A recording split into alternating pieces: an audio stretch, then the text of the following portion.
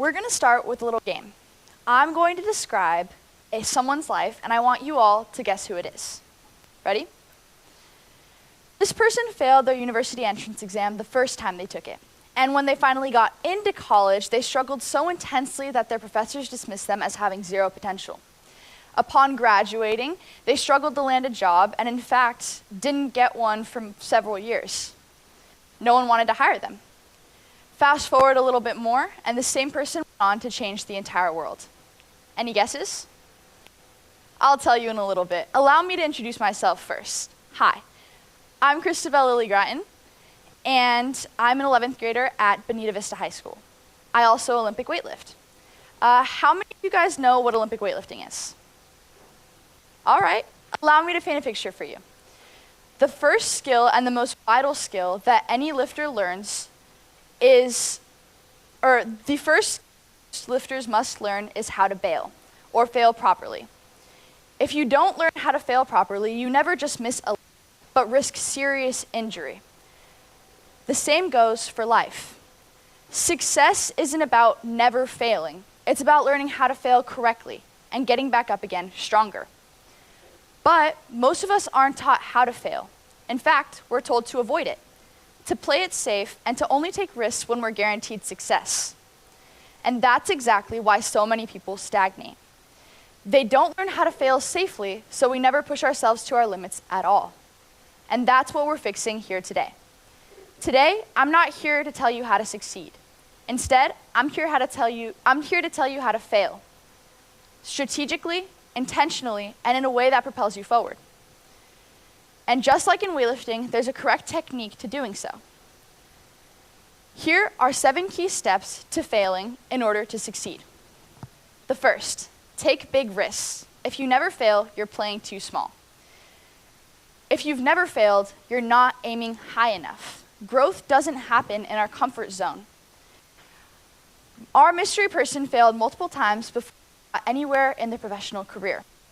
But instead of stopping, they continued to push their limits, and in weightlifting, if you never miss a lift, it means you're not challenging yourself.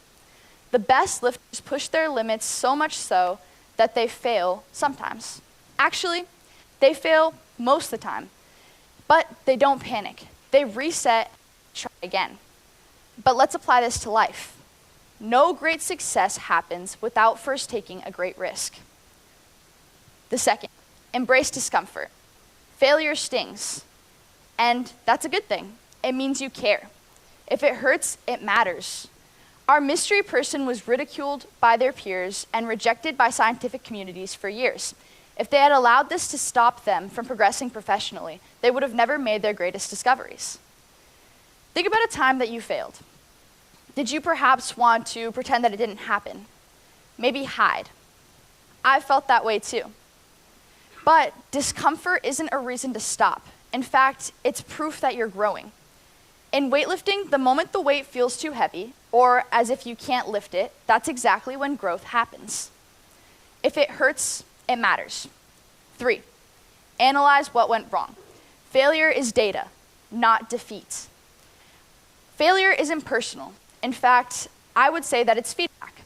Our mystery person once said that we cannot solve our problems with the same thinking we used when we created them. They treated failure as a scientist would. Every mistake or failed experiment led to a better one. A weightlifter who misses a lift may not have a strength problem, but they will ask themselves, did I lift too early? Was my grip maybe wrong? Let's apply this to your life. When you fail, don't internalize it, analyze it. 4, find patterns. Stop making the same mistakes. Failing once is a lesson, but failing the same way over and over again is a pattern, and it's screaming for your attention.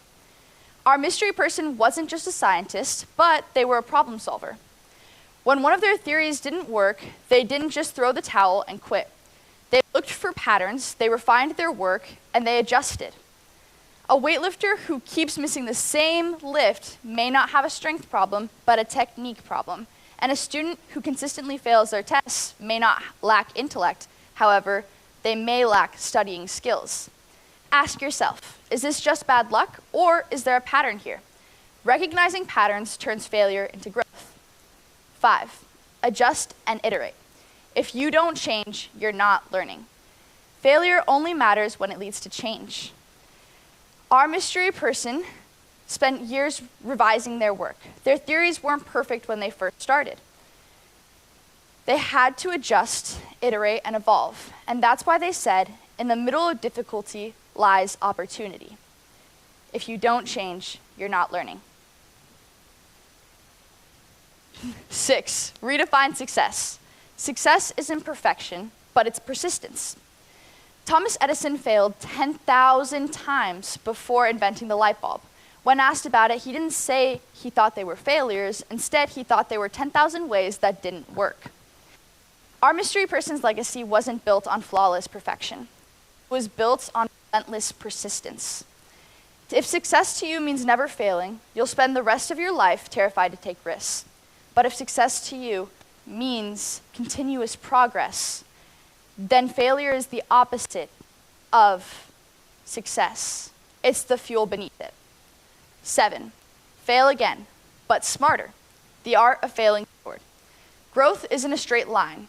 It's messy, it's looping, it's trial, and it's error. But our mystery wasn't instantly recognized as genius. In fact, many people thought he wasn't going to succeed. The best athletes, innovators, and creators don't avoid failure, but utilize it. All right, so who do you think the mystery person is? It's Albert Einstein. Yes, the same name that's synonymous now with genius. But he may have redefined physics and shaped modern science. He was never considered a genius. So let's recap. Failure isn't, oh no. Failure isn't something to fear. It's something to use. Take big risks. Push beyond your comfort zone. Embrace discomfort, and if it stings, it means it matters. Treat failure as feedback and not defeat. Analyze your mistakes, and if you don't change, you're not learning. Redefine success, because success isn't perfection, it's relentless persistence. And stop making the same mistakes. Because success is never about failing, it's about learning how to rise every time you do. Or, as Einstein put it, failure is success in progress. Now, here's my challenge for you. The next time you fail, don't think, why me? But instead, ask, what can I learn? Fail boldly, fail strategically, but most importantly, fail forward. Thank you very much.